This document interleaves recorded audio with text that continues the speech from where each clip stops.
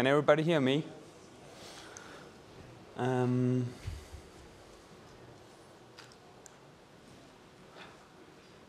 Okay, my name is Esben. I come from Denmark. It's a small country, about 1,000 kilometers east of here. I'm going to talk to you about short-run book production, about a setup we did 1 year ago, where we want to enter the market for black and white book production. So I'm just going to tell you a bit about where we're from and where we are now. Our initial company was called LaserTryk, and it is LaserTryk. It's a standard digital printing company where we have a couple of agents doing standard collateral materials like brochures and booklets and postcards and posters and all that kind of stuff. We started up 10 years ago with a really small photocopier and the second floor in an apartment.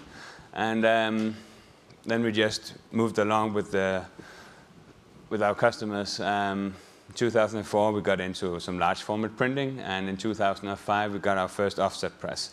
So you could say we come from the opposite direction that almost everybody else. Most of the people here probably started with an offset press, and then they got into digital. We started with digital, but our customers also demanded larger run lengths, so we started buying offset print from other printing companies, and at some point of time we got in a volume to buy our own offset press. Also in 2005 we started with photo applications,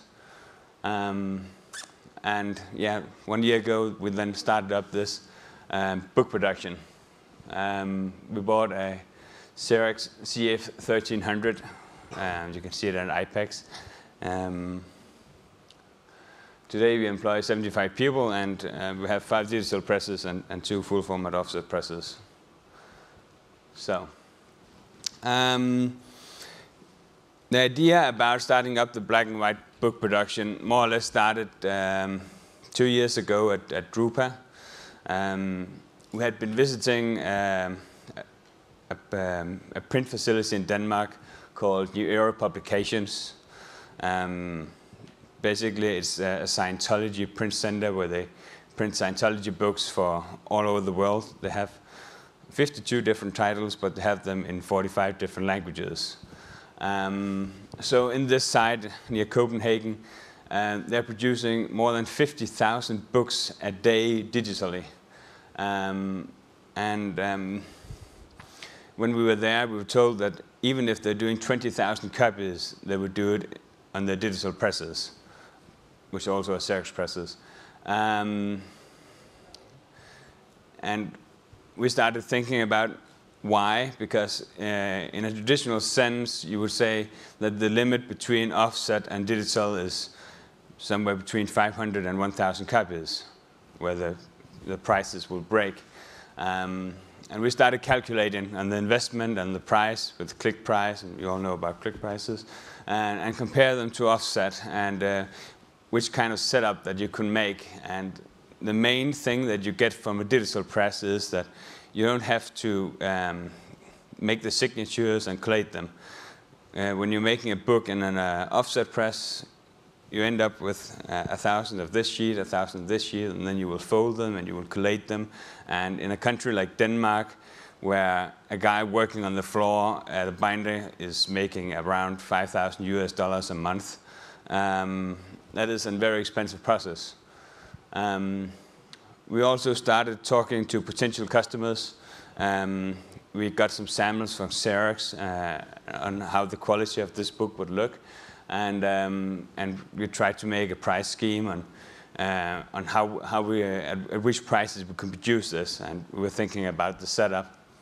Also, we took a big look into Eastern Europe and China to check the prices there, because we knew that already now a lot of the books sold in Denmark and in Danish are produced in Eastern Europe because of the low wages there. So we have a huge competition from Eastern Europe. And for our model to stick, so that that as long as we could compete with Eastern Europe, that was necessary for us.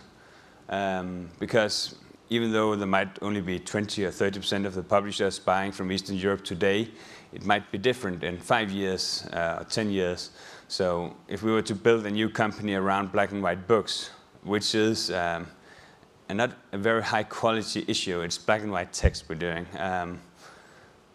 We had to be able to compete with Poland because we couldn't really sell it on that we're producing it more beautifully. Yeah. So we ended up with this setup, the Xerox CF1300. The new thing about the technology that made me really interested in this was that the CF1300 uses a flash fusing toner.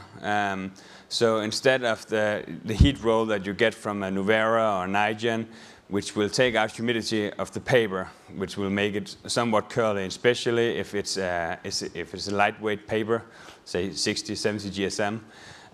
This uses a flash, and the toner is heated by the flash, but the paper is not. So that when the paper leaves the press, no humidity has left the paper, which means it needs no decurling, it needs no new supply of humidity, so that the paper will remain flat, which in order to deliver a professional product, because we're selling to professional publishers, this was a great new opportunity.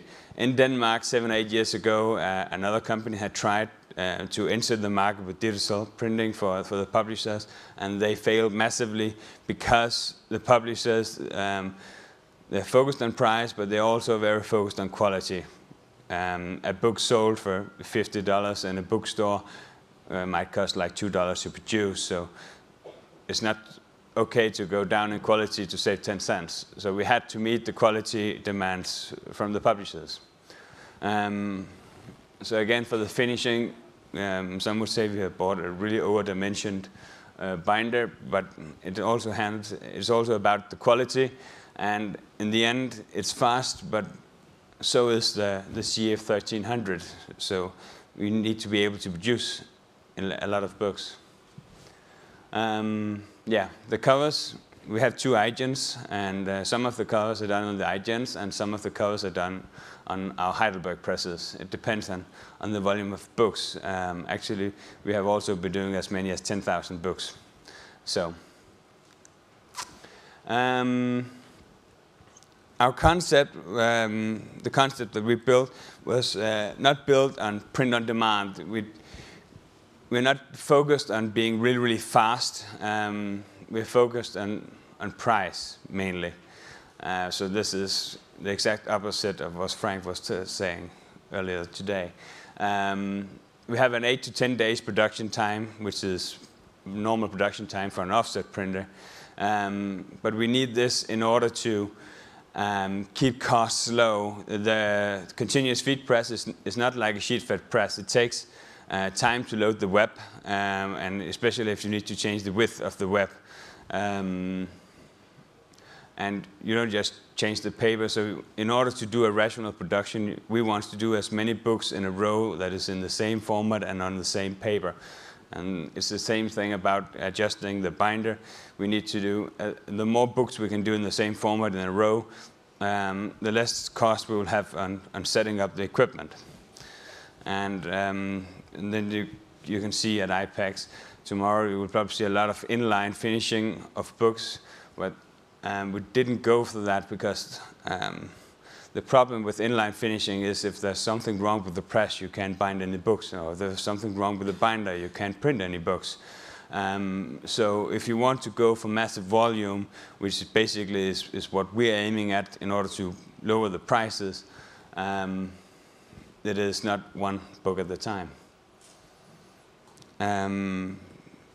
Because competitive prices is our key.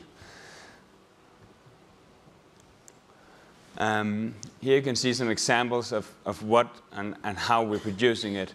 The top stack of books is from one publisher. The thing about a publisher is that they tend to have all their books pretty much in the same format because now they have made their templates and stuff like that. So if they can go to us and they can order multiple titles at the same time,